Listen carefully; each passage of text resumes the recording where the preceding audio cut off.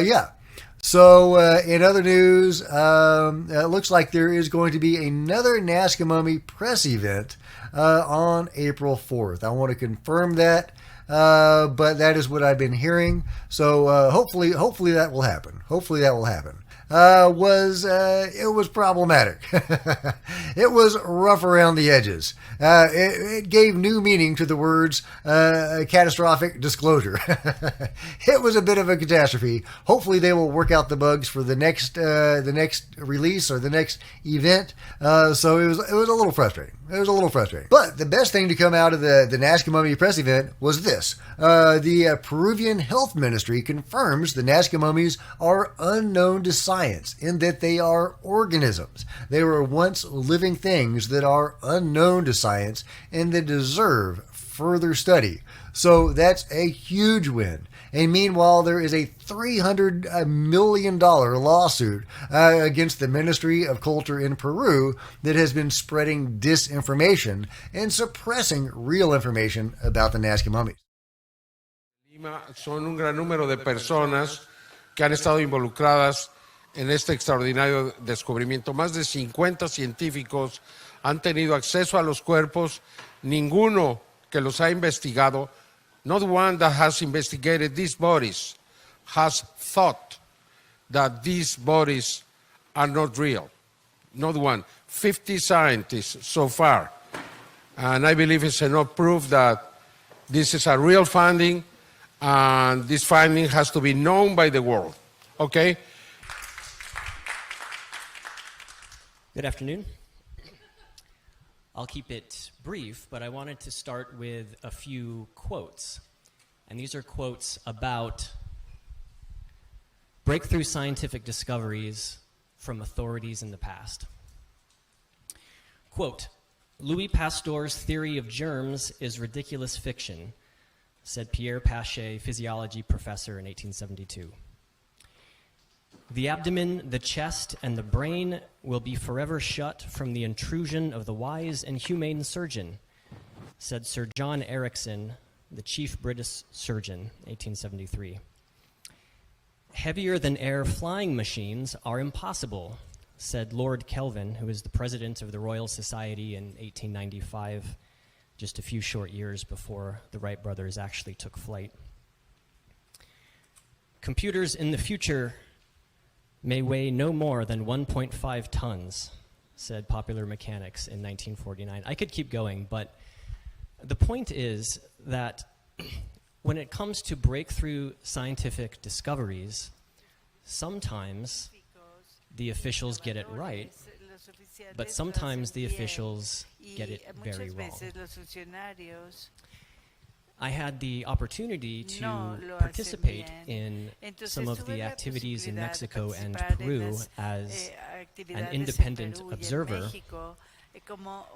And when I became satisfied of the seriousness and scientific credentials of the investigators involved, and that these specimens were indeed authentic anomalies, I realized that we might be dealing with something similar. This is a breakthrough scientific discovery in its early stage that is meeting some resistance.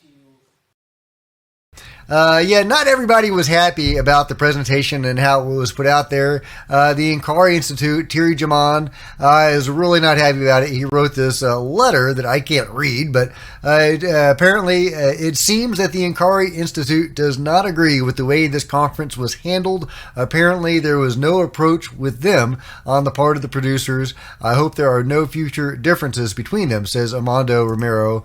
And there is the letter.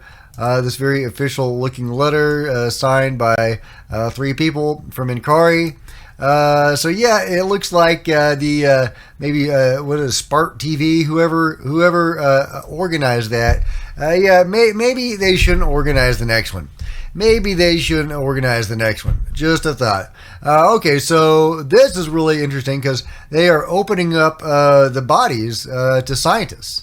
And these are some really good words from, I forget her name, but I believe she is one of the reporters. So let's hear what she has to say. You know, many of the conversations we've had, we've actually likened to people that have suffered abuse before. Imagine having suffered abuse and going to tell people about it and being told that, no, you weren't abused. That's not real. That's the energy that we've been feeling with these beings. They are no longer with us. They have passed away, but somebody has to have a voice for them. And that's all we're trying to do right now. So we're here to say that this is not a hoax. This is real. We don't know what they are. We don't know where they're from. We don't know who or what created them, but they are real. There are so many of them now. It's undeniable. And one of the greatest things for us, the greatest gift, I guess, that we got to receive when we went to Peru was that we got to meet these doctors and these scientists that are so passionate about proving the authenticity of these characters. These people don't need fame. They don't need fortune. They don't need to lose their jobs and their careers. Jaime is an iconic legend whose name has been completely defamed in the media.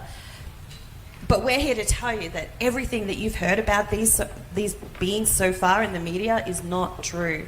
So all that we ask is that you keep an open mind. That instead of listening to gossip and hearsay, you listen to the science. You listen to your scientists and you listen to your doctors. And if anybody here has any contacts in the scientific world here in America, we implore you to share this live stream with them and to ask them to come forward.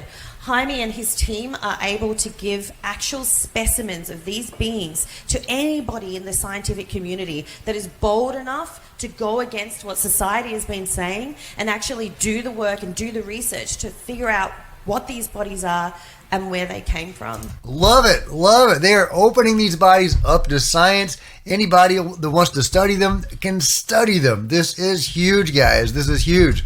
They're not trying to hide these bodies away. They are sharing them and trying to encourage researchers to come forward to investigate them. That is amazing. The gauntlet has been thrown, guys. The gauntlet has been thrown to mainstream science to see if anybody will take them up on the challenge. That's huge, guys. That's just huge. I love it. I love it.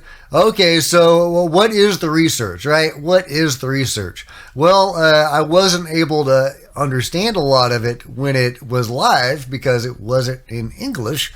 But now the new version of the presentation has been uploaded with actual English translation. That was supposed to be live, but it wasn't. So let's listen to a little bit of the research that was shared. The eye socket is too big, and here we can also see, and it's very important, that it has its lower teeth over the upper teeth. It's similar as other non-human beings like anthropoids. Also, we have in the upper body extremities, we have 3 fingers, and these fingers are completely original, authentic, because it has never been manipulated. They have no assembly or any type of glue, right? We have these fingers, 3 fingers with 4 phalanges in each finger, and in the arm there's a separation that is not human from the radius and cubitus, that we can also see the radius that is completely different. Here we can see the finger. This finger is about to fall, and we can see a tendon. We can see the end of the fingers of the phalanges also here. This is about 90 degrees, and this allows us to know that this being could walk, and he did not put the entire foot on the floor, but only the fingers. And also, we can see the fingerprints also, and at the end we will see that it is completely different from the human. The fingerprint is horizontal and it is not like ours. Fascinating stuff. Really interesting. So Maria walked on her toes, or her fingers, didn't walk on the balls of her feet. Really interesting. And her the way her teeth were shaped and formed in her mouth were more like other primates, not humans. Also, her fingerprints were different, and her eyes were huge and probably bugged out of her head. Great stuff, guys. Great stuff. This is disclosure, guys. These are not humans. These are not us. Okay, but what about those fingerprints? The fingerprints.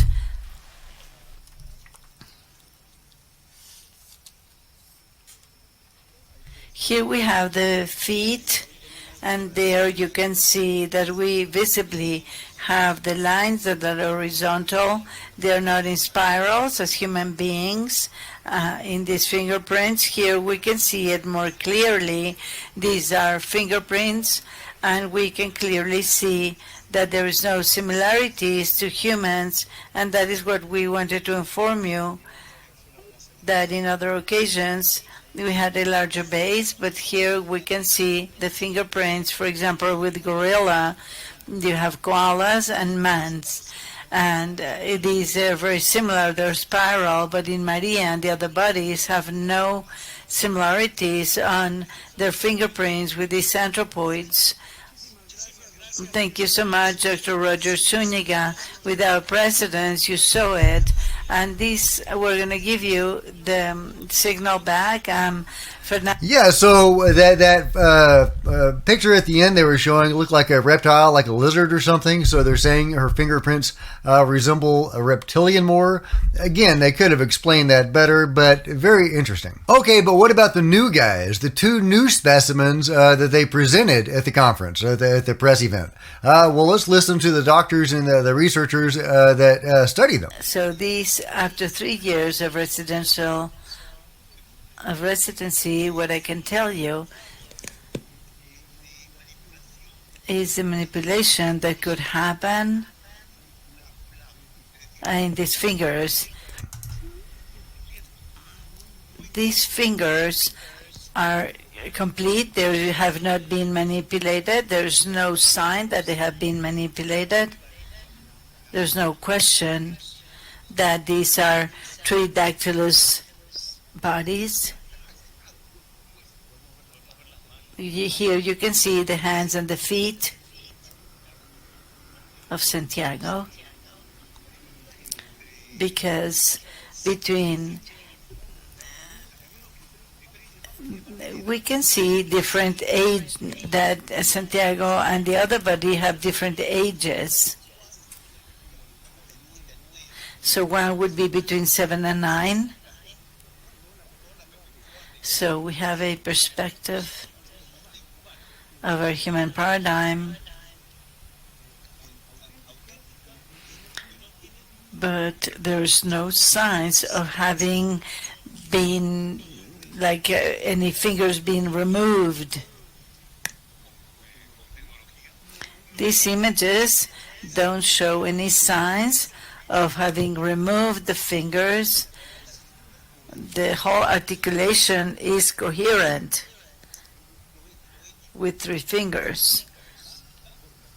So this is a correlation, an interbone correlation, and there's no evidence of any bones to have been removed, not even postmortem. And that's significant because if you watch the Gaia documentary on the Nazca mummies, they did find one body that did show signs of bones being removed, trying to imitate a tridactyl being. and they refused to study that specimen because it was a fake, or they believed it was a fake. So they are actively looking for fakes, and it's very important that they authenticate these bodies as being genuine tridactyls. And it has an absence of the sternum. And also, I was surprised that ribs join towards the front, like in a circle. Now, there are sections of the video that are still not in English, sadly. Rusos, franceses, japoneses, así que dejen. Acá tenemos los cuerpos, aquí está Santiago, aquí está Sebastián, y acá tenemos la opinión del doctor Anicama una vez más, por favor, sobre. Anyway, it goes on, but it's not in English, so hopefully they can remedy that soon. The eye socket is larger than the inside socket in both sockets. You can see the area of the zone is a nose that has very small openings. When you see the bone structure, that it has all the constitution of a skull that is very similar to a human skull. Here you can see the mandibula. What calls our attention are the metal plates.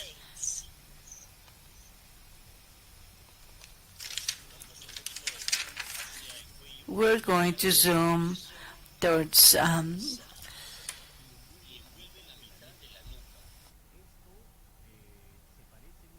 the neck. This is similar to some implants that we have been able to find.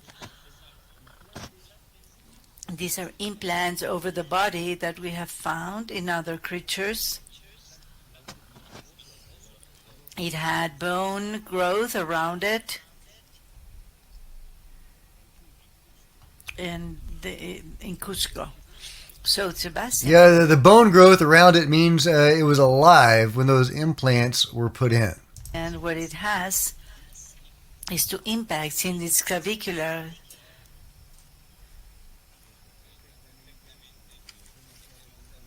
So when we do this reconstruction, we can see two other metallic structures in the neck, in both collarbones.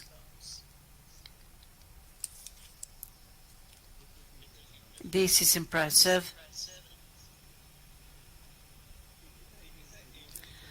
This definitely is something different. This is what we can underscore at the level of the eye sockets, as well as around the collarbones. Here we see the head and the neck.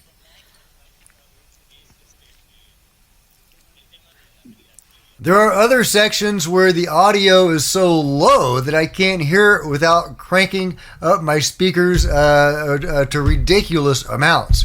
Yeah, I've already increased the speakers a lot to try to hear this, but it's still so low I can't hear it. It is what it is. There's still some major problems with the presentation. Again, I'm hoping they will do yet a new version of it, a better version of it, fixing the audio problems, and putting in some English. But either way, you can see some of the research they're doing, and it's great stuff. I mean, this is disclosure, and these are great scientists. One of them is the chief pathologist for the Mexican Navy.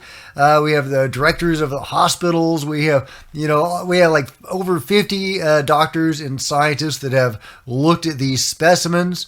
Just some great research that has been done on these beings, these once living beings. This is disclosure, guys. This is disclosure.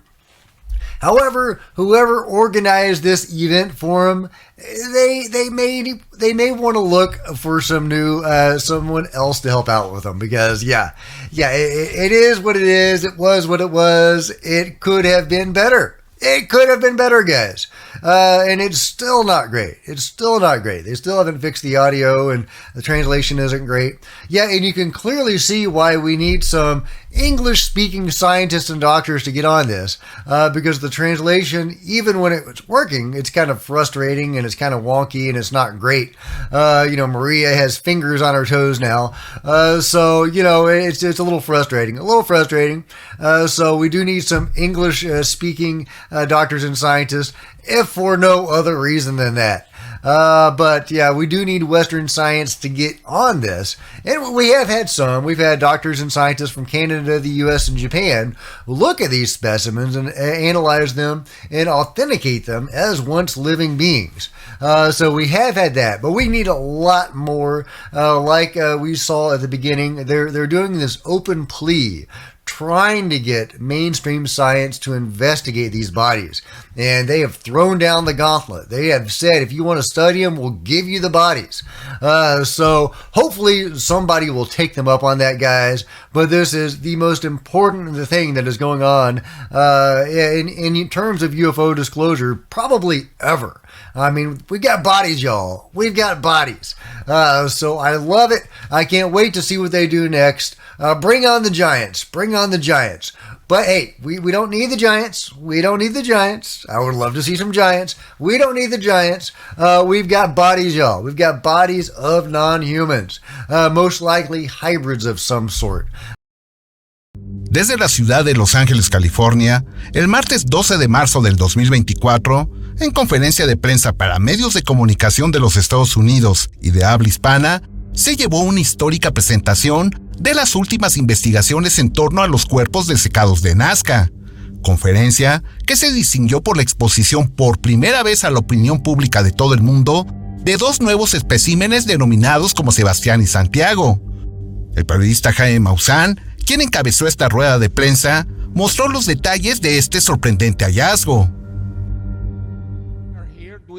Estamos aquí en esta conferencia de prensa para llamar a todos los científicos estadounidenses que quieran involucrarse en esto. Estamos tan seguros, nos sentimos tan seguros detrás de esta investigación que llamamos a cualquiera que se quiera incorporar. Queríamos traer los cuerpos hoy aquí para que los vieran, pero fue imposible. ¿Saben por qué fue imposible? Porque el Perú no lo permitiría. Y Estados Unidos no lo permitiría. Necesitamos abrir estas barreras, porque nosotros, la gente del mundo, necesitamos la verdad. Recientemente, hace una semana, Aaro dijo que no hay pruebas de que el Pentágono esté ocultando cadáveres y naves.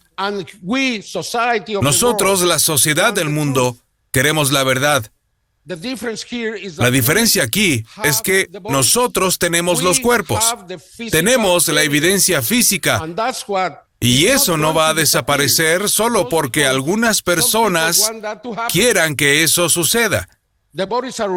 Los cuerpos son reales. Mis amigos aquí, Michael y Serena, fueron a México y quedaron realmente sorprendidos con lo que vieron. Fueron a Perú. Estuvieron con nosotros cuando recibimos nuevos cuerpos. Estábamos allí juntos y saben que esto es verdad. Este no es un grupo de gente haciendo cosas raras. Este es Santiago, uno de los cuerpos que se presentaron hoy en vivo desde Lima. Pueden ver que tiene una apariencia muy parecida a la de María. Es un cuerpo de 3 dedos, con una cabeza grande, ojos diferentes. No tocamos este cuerpo, no le hicimos nada a este cuerpo. Nos lo entregaron. Bueno, este es Sebastián. Este es otro organismo que vamos a presentar hoy. Tiene diferentes placas, una en el cuello. Tiene unas letras ahí. No hemos podido identificar esas letras. Creo que es muy importante. Esto es muy nuevo. Esto nos fue entregado, ¿qué? ¿Hace 2 meses? Sí, no hemos hecho ADN. Sí, no hemos hecho el análisis adecuado, el del carbono 14. Lo haremos. Pero queríamos presentarlos a los medios y al mundo. Puedes ver las pestañas en los ojos. Son muy similares a nosotros. ¿Podrían ser híbridos?